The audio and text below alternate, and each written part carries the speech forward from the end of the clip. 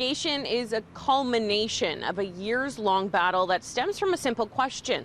Do police belong in schools?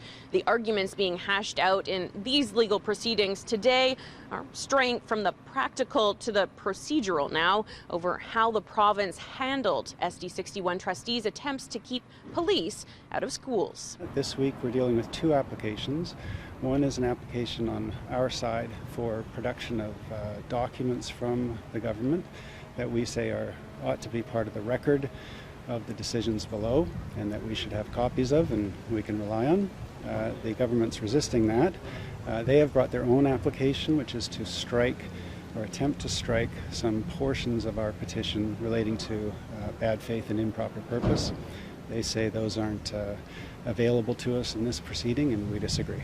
That's today, but how did we get here? 2 years ago, SD61 trustees voted to remove the school police liaison officer program after a 5-year pause of the program due to funding issues. That decision prompted protests and a dispute with the police department. We would be naive if we thought that some of the challenges that we see in our community around violence, perceptions of violence, threats, intimidation, sexualized violence are not replicated within our school system.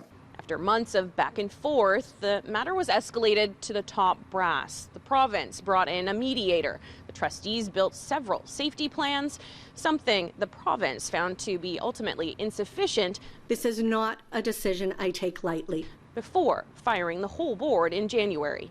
This was always about ensuring student safety in schools and ensuring that we had a board that was responsive to the needs of the community.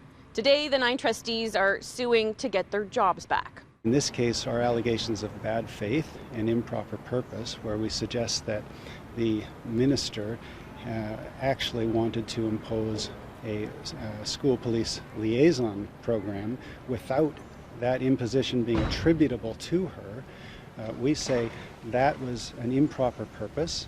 Lawyers are arguing that the trustees' terminations were unfair, unlawful, and amounts to government overreach outside its jurisdiction. This week, trustee lawyers are making the case for further access to internal documents penned by Education Minister Lisa Baer. They think maybe they say are relevant to the file. Full arguments are scheduled for November.